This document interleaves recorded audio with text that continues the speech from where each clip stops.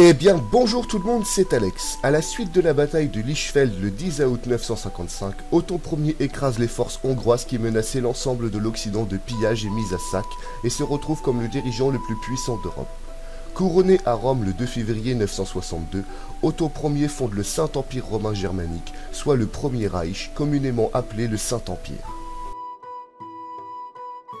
Une fois arrivé à la tête de l'Empire, l'empereur Othon souhaite appliquer une politique religieuse très différente de celle de son voisin et concurrent direct français. La France étant la fille aînée de l'Église, ses rois sont soumis à l'autorité catholique et au pouvoir du pape, ce que ne souhaite pas Othon pour les empereurs germaniques. Le 13 février 962, il met en place le Privilegium Ottonianum, ce qui place la papauté et le Saint-Siège sous tutelle impériale. Les nouveaux papes doivent ainsi prêter serment auprès de l'empereur, et les membres influents du clergé sur le territoire impérial doivent recevoir une autorisation de pratiquer sous peine de se faire expulser de Germanie. Othon assure ainsi le contrôle sur le monde chrétien et place le souverainisme des empereurs germaniques au-dessus du règne de Dieu lui-même. Le pape Jean XII n'accepte pas le Privilegium Ottonianum. Il refuse de prêter serment à l'empereur et conteste même la présence des troupes impériales en Italie. À la suite de plusieurs tensions diplomatiques, le pape déclare la première guerre d'Italie à l'Empire au début de l'année 963. Othon Ier marche ainsi sur Rome. Il défait les troupes pontificales et face à l'avance germaine, le pape Jean XII doit prendre la route de l'exil et quitter Rome qui tombe aux mains de Othon Ier. Le 4 décembre 963, la campagne militaire germanique s'achève en Italie. Le pape Jean XII est destitué et remplacé par un pape laïque du nom de Léon VIII, puis avant de retourner en Germanie, Othon fait soumettre l'ensemble des Romains qui prêtent tous le même serment, celui qu'il n'élirait ni n'ordonnerait aucun pape en dehors du consentement de l'empereur.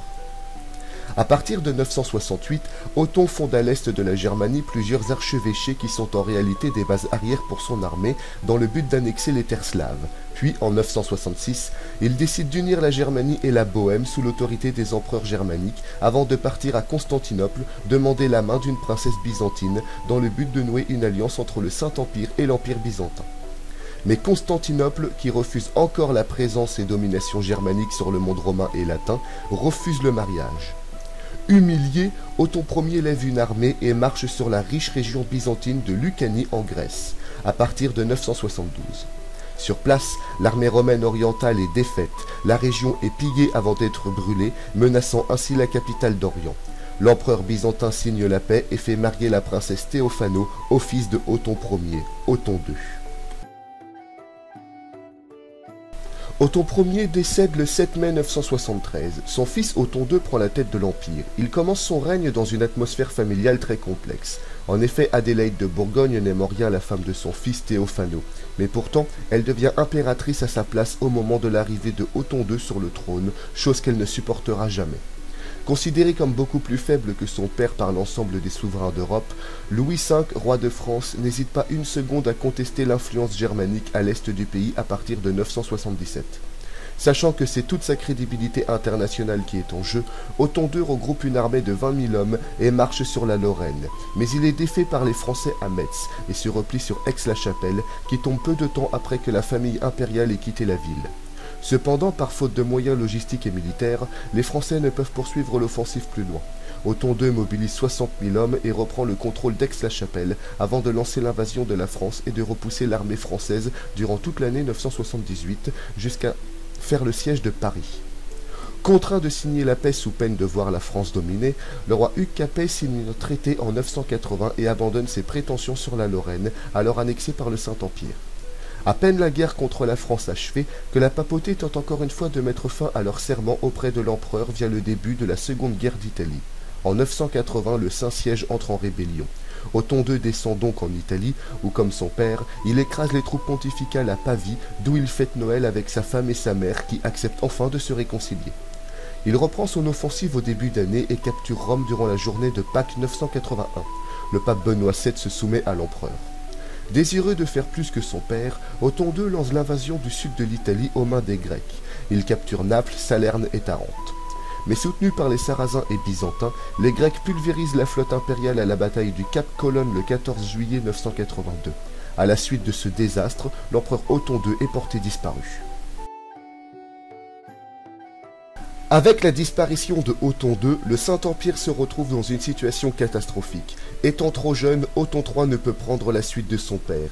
L'impératrice Théophano doit ainsi prendre la régence. Cependant, Adélaïde de Bourgogne, femme de Othon Ier, fait accuser Théophano d'avoir empoisonné l'empereur âgé de 28 ans au moment de sa mort, l'écarte du trône et prend la tête de l'Empire.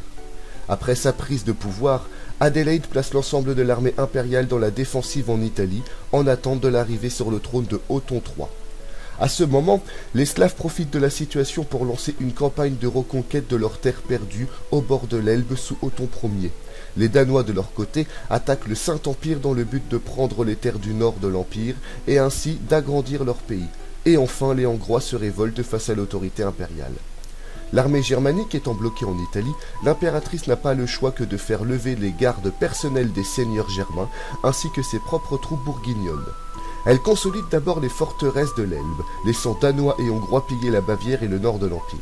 Une fois chose faite, les Slaves renouvellent leurs attaques, mais la puissance des forts de l'Elbe les empêche d'entrer en Germanie.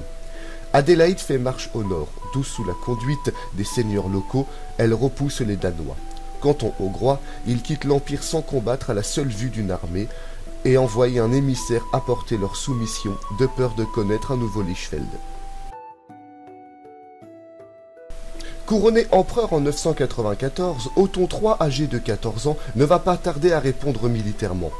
En 995, il lance une campagne contre les Slaves de l'Elbe, provoquant massacre et bains de sang sur son passage. Ne souhaitant pas subir le même sort, l'Empire byzantin propose une princesse byzantine en mariage en échange de la paix, ce que refuse le jeune Othon III.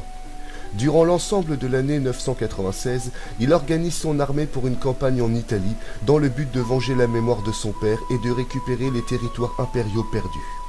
En 997, l'ensemble de l'Italie apprend que l'armée germanique est postée à ses frontières, ainsi que l'ampleur des massacres sur les Slaves, ce qui propage la panique dans la population. Quand Othon III provoque la Troisième Guerre d'Italie en 978, les villes du nord de l'Italie lui ouvrent toutes les portes et les armées romaines se rendent sans combattre, laissant les Germains marcher sur Rome. Le pape décide ainsi de prendre la fuite en pleine nuit pour trouver refuge dans un donjon loin de Rome. Malheureusement, en chemin, il est fait prisonnier par une patrouille de l'armée germanique. Cette fois-ci, Rome se rend sans combat, et l'Empire byzantin dont les troupes sont postées au sud demande la paix, pendant que Grecs et Sarrasins ont abandonné la péninsule italienne pour prendre la fuite en Grèce et en Afrique. Othon accepte la demande de paix des Byzantins, qui quittent l'Italie en vaincus.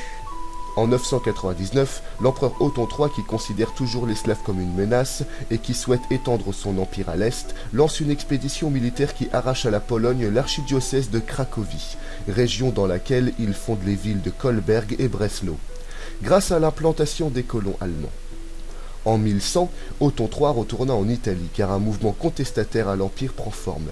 Il s'assure ainsi du contrôle germanique total sur cette dernière, car les Romains livrent et molestent les deux hommes à la tête du mouvement. L'empereur trouve la mort le 23 janvier 1002, des suites d'une fièvre violente. Henri II sera le dernier membre de la dynastie des Ottoniens. Roi de Germanie dès le 7 juin 1002, son couronnement en tant qu'empereur du Saint-Empire sera très tardif, le 14 février 1014, à cause de querelles internes à la succession impériale. Ainsi, durant 12 ans, le Saint-Empire romain germanique sera dirigé non pas par un empereur mais par un roi, réduit à la conduite des affaires courantes. La crise interne à la succession impériale de Othon III provoquera une nouvelle révolte de l'Italie et des Romains en 1013, qui cette fois lève des armées. Henri II, comme l'ensemble de ses prédécesseurs, livrera la 4e guerre d'Italie et soumettra l'ensemble de la péninsule avec la prise de Rome. Ce n'est qu'à ce moment que le pape Benoît VIII accepte de le couronner empereur. Durant son règne, l'empereur Henri II s'attachera à consolider et réconcilier la chrétienté avec le Reich, dans le but de ne pas voir le Saint-Empire exclu de l'Occident et une croisade livrée contre lui. Cette politique religieuse est facilitée par le pape Benoît VIII, largement pro-germanique et qui ne remet pas en cause le privilegium Ottonianum. La grande sympathie du pape envers le souverain germanique provoquera en 1020 une tentative de coup d'État des familles de la noblesse italienne qui finance la création d'une armée rebelle dans le but de renverser le pape et libérer l'Italie de l'occupation germanique.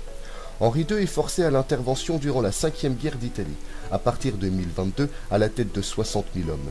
Mais cette fois, l'Empire byzantin sort de sa neutralité et livre campagne contre les Germains. Après sa victoire contre les Romains et Byzantins ainsi que la prise de Rome, Henri II trouve la mort le 13 juillet 1024 à 51 ans de cause inconnue, signant la chute de la dynastie des Ottoniens car il n'a eu aucun enfant. Eh bien, j'espère que cette vidéo vous a plu. Si c'est le cas, vous savez ce qu'il vous reste à faire. Partagez, commentez, mettez un like et moi je vous retrouve une prochaine fois pour une autre vidéo. Ciao tout le monde!